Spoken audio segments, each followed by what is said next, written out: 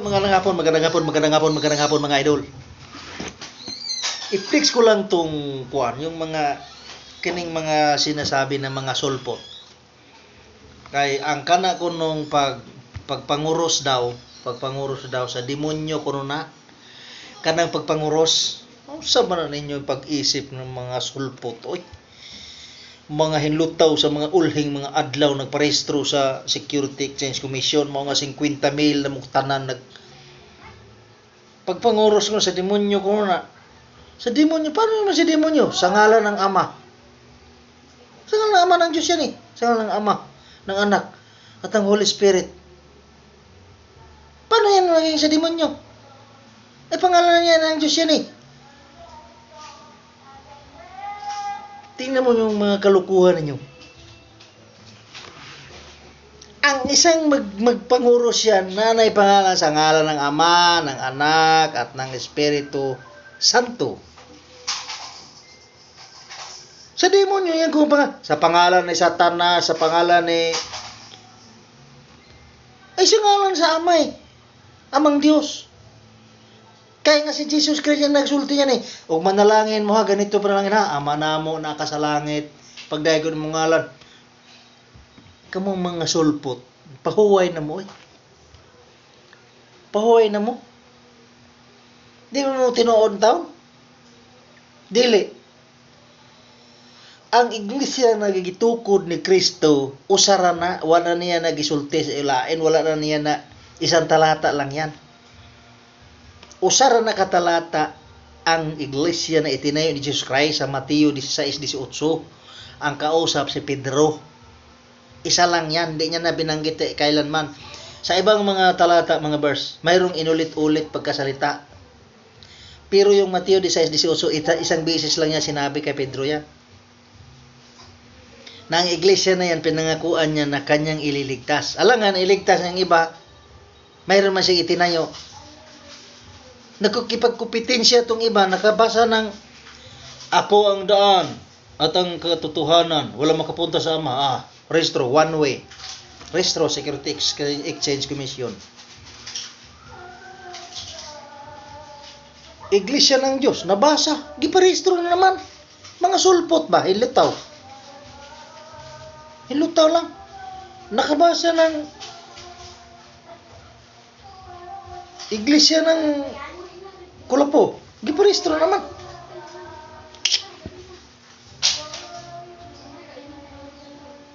Except the born again, he cannot enter of the kingdom of God. O di parehistro naman born again. Mabito, daghan ng mga born again karon. Tingnan nyo sa Security and Exchange Commission, more than 50,000 denomination, daghan kayo. Mao ba nang gipangakuan ni Jesucristo na iluwalason? Dili oy. Ingon ni Jesucristo, Kolosas 1:18 at siyang ulo ng katawan sa makatuwid bagay ng iglesia. Sinong ulo? Si Jesus Christ. Katawan niyang iglesia. Yung mga membro niya. Itinay niya Mateo 16:18. Yung iglesia na yan, sabi niya Efesos 5:23, ako ang magluwas ani. Siya ang magluwas sa iglesia. Dili nung nakipagkupitin siya. Parang tindahan yan eh. Tindahan. Ako may tindahan. Nakita niya na may tindahan ko, nagtayo din siya. Ibig sabihin, yung tindahan niya sa akin yun. Hindi naman magkalaban. Para bang sa politika. Tatakbo ng mayor sa kabila. Tatakbo ng mayor sa kabila. Magkasama ba yan? Hindi, magkalaban sila. Yan din yung kay Jesus Christ. Mayroon nang itinayo si Jesus Christ na simbahan. Church o iglesia. Mayroon na siyang itinayo na iglesia. Nagtayo rin kayong inyo. Buti pa siya, iligtasin ito ni Jesus Christ yung kanyang simbahan. Iligtasin din itong kabila. Hindi naman na. Sabi ni Jesus Christ, ang lalaki ulo ng kanyang asawa, tulad ni Kristo na ulo ng iglesia.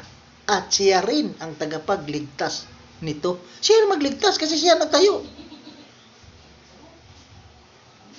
Tapos yung mga sulpot, yung hinlutaw lang. Sabihin, tahi daw, magtahi. Ano magtahi? Ano magtahi? Tingnan mo sa kasaysayan, alamin mo. Masakit to pa, pero tingnan mo sa kasaysayan. Bakit? Mayroon ba sinabi ang Biblia na tingnan sa kasaysayan? Basahin mo ang Job 8:8. Dili lang Biblia tanan, di lang Bible lahat, Bible alone hindi. Sabi ng Bible, tingnan mo sa history book, kasaysayan. Kaya nga sabi ni Jesus Christ, hindi ko isulat to lahat kasi kung isulat to, sasabihin ko lang isulat, hindi magkasya sa kalibutan eh. Kaya mayroon sa kasaysayan, Job 8:8. Tingnan ninyo sa kasaysayan, basahan ninyo. Ano yung mga kasaysayan? History, encyclopedia.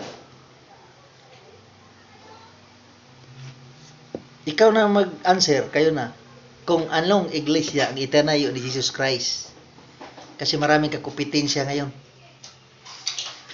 May tayo si Jesus Christ na dito, nagtayo rin kayo. Para bang branch ng mga motor. Nagtayo ng Yamaha. Nagtayo rin ng Kawasaki. Nagtayo rin ng Honda. Nagtayo ng ano. Magkasama ba? Hindi naman magkasama yan yung mga Rossi na yan. At saka yung mga motor trade. Ay yung motor star. Magkalaban yan eh. Katulahan, kakasuhan ka nga yan. Pagkagaya-gayahin mo yung kanilang mga piyesa. Ganon din si Jesus Christ. Si Jesus Christ nagtayo ng simbahan o iglesia. Ang unang membro, yung 12 apostoles, yung itinayo niya, yan yung iglesia na kanyang pinangunguluhan, na kanyang pinangakuan na ililigtas. Ngayon, tanong, alamin mo, nasa 50,000 sobra ang ipinirehistro. Mayroon na itinayo Jesus Christ, nagtayo din kayo inyo. Mayroong lumitaw, 19 ganito, 19 ganito. Ang itinayo ng Jesus Christ, matagal na yan, 33 AD yan eh. Kasi nabuhay si Jesus Christ, 33 lang edad niya, pagka 33 na umakyat na siya sa langit. Tingnan mo sa kasaysayan. Challenge ko sa inyo. Kung ano ang itinayo ni Jesus Christ. Hindi mo mababasa sa Biblia. Kasi ang sabi ng Bible, tingnan mo sa kasaysayan. Job 8:8. Anong kasaysayan yon? Sa mga book almanac, tsaka yung mga encyclopedia, basahin mo doon. Kung ano yung itinayo ni Jesus Christ na simbahan na kanyang pinangakuan na yun ang ililigtas niya. Sus, Marosep. Letra por letra, mabasa. Jesus Christ founded by ganitong simbahan o church o iglesia. Hindi yung lumitaw lang sa ganito, lumitaw lang sa ganitong taon, hindi ay. Nagtayo ng iglesia si Jesus Christ noon pa, nung kaslukuyang buhay pa siya. 33 ang edad niya nang iakyat na siya sa langit.